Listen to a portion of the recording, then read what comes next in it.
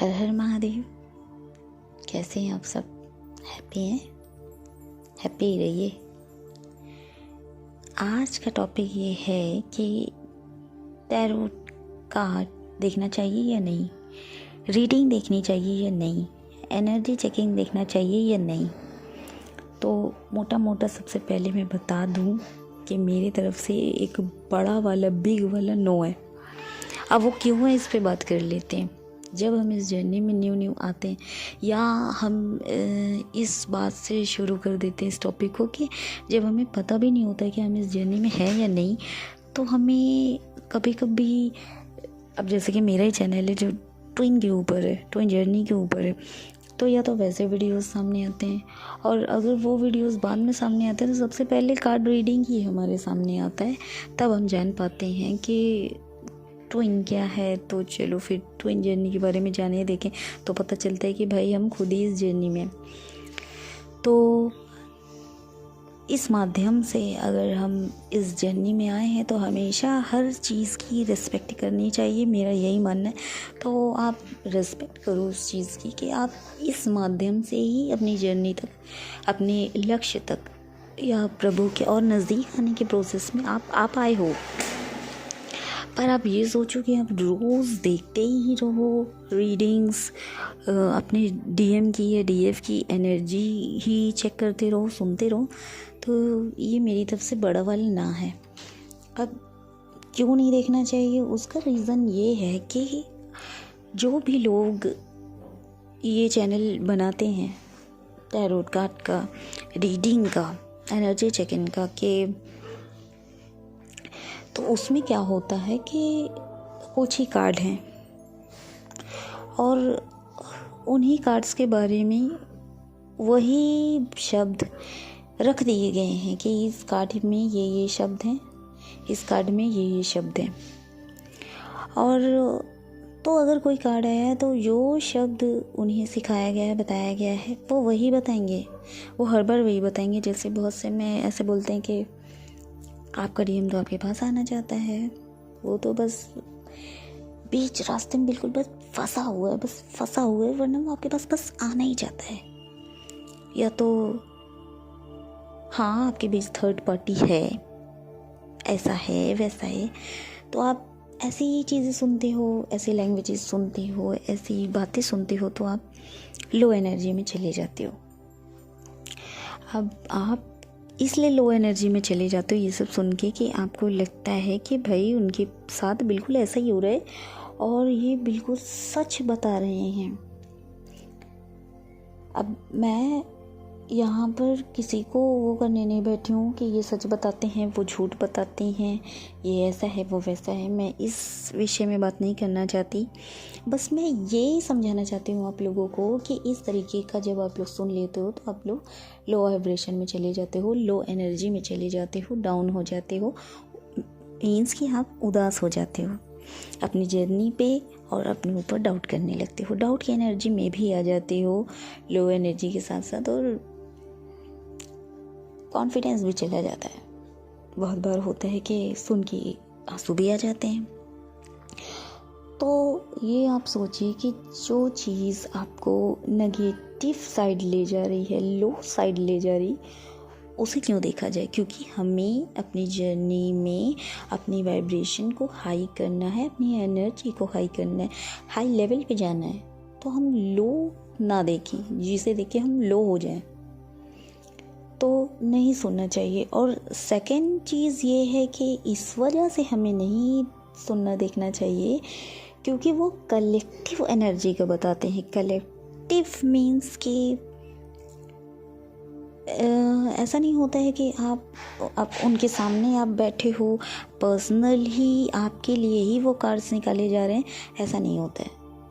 वो कलेक्टिव निकालते हैं कि भाई शायद ऐसा इस वक्त हो रहा है सारे डीएम्स के साथ, ये सारे डीएफ्स के साथ।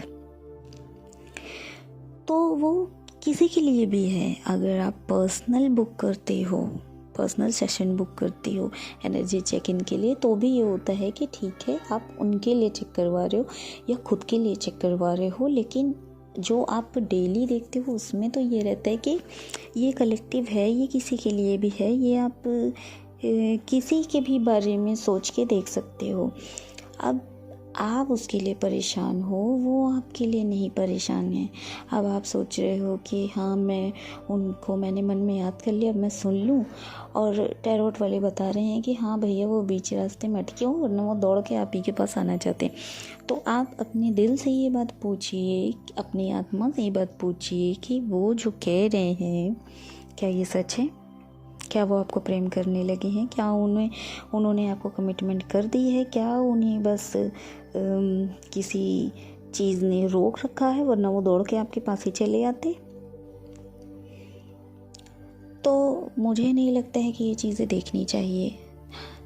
मैं जानती हूँ कि जब हम इस जर्नी की बिगनिंग में रहते हैं, इस जर्नी में न्यू एंटर हुए रहते हैं, तो टैरोट देखने से हमें बहुत रिलीफ फील होता है। अगर उन्होंने बहुत अच्छे कार्ड्स निकाल दिए हैं, बहुत अच्छा बोल दिया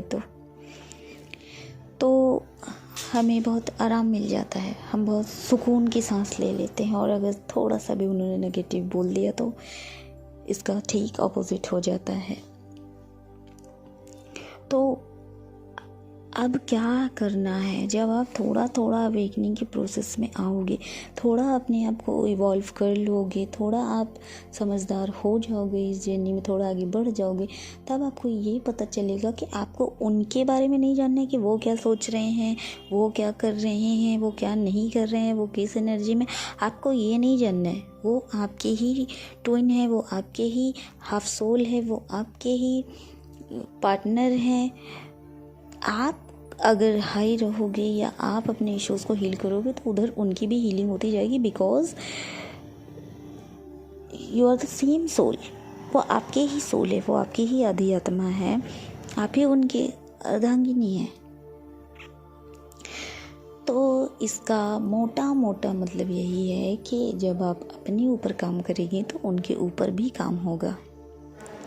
आप अगर बैठ के यही सुनते रहेंगे कि वो आपके बारे में क्या सोच रहे हैं, उनकी माइंड में क्या चल रहा है, वो क्या करने वाले हैं, उनका नेक्स्ट स्टेप क्या है, आप ये सब सोचते रहोगे, हीलिंग अपनी नहीं करोगे तो क्या होगा? ये आप खुद अपनी बुद्धि लगा के अपने माइंड से खुद सोचिए, अपने आप से क्वेश्चन करिए, आपको जवाब खुद ही मिल जाएगा। मेरा कहने का सीधा मतलब ये है कि आपको सिर्फ और सिर्फ सेल्फ फोकस में रहिए। आप सेल्फ फोकस में रहेंगे, आप सेल्फ लव में रहेंगे तो वो आपकी ही आधी आत्मा है। जैसे आप इवॉल्व होते जाएंगे, आप लाइफ में ग्रो करते जाएंगे, आप अपने आप को संभालते जाएंगे, अपनी हीलिंग करते जाएंगे, अपनी जर्नी में आगे बढ़ते जाएंगे, तो वो भी एक जगह रुके नहीं रहेंगे। वो आपकी ही हाफ सोल है, वो आपके पीछे चलते जाएंगे, वो भी आगे बढ़ते जाएंगे।